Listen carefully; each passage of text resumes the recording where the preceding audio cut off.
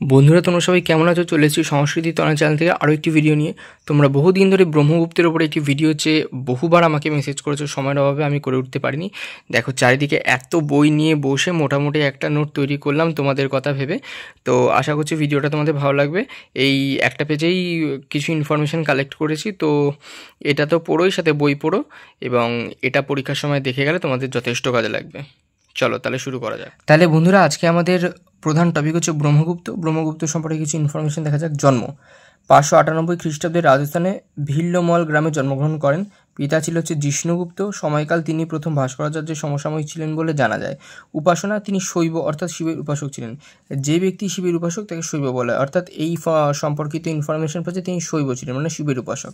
কর্মস্থল হচ্ছে মধ্য ভারতের উজ্জয়িনীতে তিনি তার কাজবাজ নিয়ে থাকতেন। মৃত্যু হচ্ছে আনুমানিক 668 খ্রিস্টাব্দে। এটা হয়তো কিছু কিছু বইতে পেতে পারো, যেহেতু এখানে আনুমানিক দেওয়া রয়েছে। গ্রন্থাবলী হচ্ছে ব্রহ্মস্ফুট সিদ্ধান্ত এবং খণ্ডখণ্ড খাদ্য। দেখো এখানে গ্রন্থাবলীকে চ না করে লেখা হয়েছে, দুদিকে দুটো পার্টে তোমাদেরকে দেখানো হয়েছে, এবং এই দুটো পার্ট পড়লে তোমরা এর গ্রন্থ সম্পর্কে মোটামুটি একটা ধারণা পেয়ে যাবে। তাহলে বন্ধুরা রচনার মধ্যে প্রথমে আমরা কি দেখব? ব্রহ্মস্ফুট সিদ্ধান্তের গ্রন্থটি 24টি অধ্যায় বিভক্ত। ব্রহ্ম সিদ্ধান্ত ও সাকল্য সিদ্ধান্তের উপর ভিত্তি করে রচিত হয় এই ব্রহ্মস্ফুট সিদ্ধান্ত গ্রন্থটি। তার মানে দুটি গ্রন্থের উপর ভিত্তি করে, ব্রহ্ম সিদ্ধান্ত এবং সাকল্য সিদ্ধান্তের উপর ভিত্তি করে ব্রহ্মস্ফুট সিদ্ধান্ত এই গ্রন্থটি রচিত হয়। গ্রন্থটি আর্যা ছন্দে রচিত, এবং এই গ্রন্থের দ্বাদশ অধ্যায় পাটিগণিত এবং অষ্টাদশ অধ্যায় বীজগণিতের আলোচনা আছে, আর বাকি অধ্যায়গুলিতে জ্যোতির্বিজ্ঞান সম্পর্কিত আলোচনা আছে। আমি এটা বলে দিলাম, যেটা এখানে নোটের মধ্যে দিইনি, কিন্তু খেয়াল করে দেখবে এই গ্রন্থের দ্বাদশ অধ্যায় মানে 12 নম্বর অধ্যায় পাটিগণিত এবং অষ্টাদশ মানে 18 নম্বর অধ্যায় বীজগণিতের আলোচনা আছে, বাকি অধ্যায়গুলিতে জ্যোতিষ সম্পর্কিত আলোচনা আছে। আর এই গ্রন্থটির আরবীয় অনুবাদ আরব দেশে হিন্দ নামে খ্যাত। এটা ভেরি ভেরি ইম্পর্টেন্ট, ভালো করে দেখে রাখবে।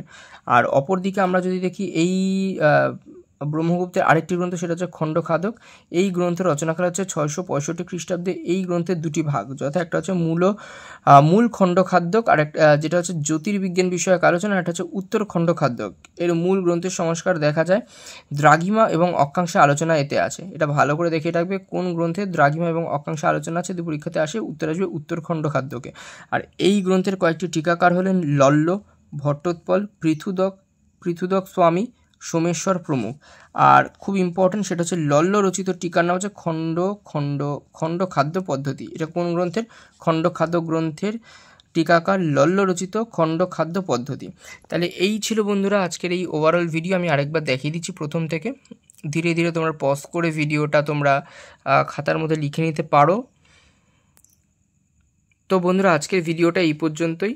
আর ভিডিওটা ভালো লাগলে অবশ্যই চ্যানেলটা সাবস্ক্রাইব করে দিও, বন্ধুদেরকে শেয়ার করে দিও, যাতে তোমার মতন বন্ধুরা উপকৃত হয়। আর হ্যাঁ বন্ধুরা, সামনে তোমাদের একটা সেমিস্টার পরীক্ষা আছে, উচ্চ মাধ্যমিক পরীক্ষা, যেটা তোমাদের প্রথমবার সেমিস্টারে পরীক্ষা হবে। আমি চেষ্টা করব ওভারঅল যা তোমাদেরকে পড়িয়েছি তার ভিত্তিতে তোমাদেরকে একটা সাজেশান তৈরি করে দেওয়ার। কিন্তু আমি বারবার বলবো, যেহেতু এটা একটা এমসিকিউ এর পরীক্ষা, তাই কোনো কিছুই বাদ দেওয়া চলবে না বন্ধুরা। সাজেশান বলে আলাদা করে কিছুই হবে না। কিছু ইম্পর্টেন্ট কোশ্চেন আমি তোমাদেরকে বলে দিতে পারি, যেগুলো তোমরা পরীক্ষার জন্য পড়ে নেবে। তাহলে বন্ধুরা আজকে এই পর্যন্তই রইল। টাটা, দেখা হচ্ছে আগামী ভিডিওতে। ভালো থাকবে সবাই।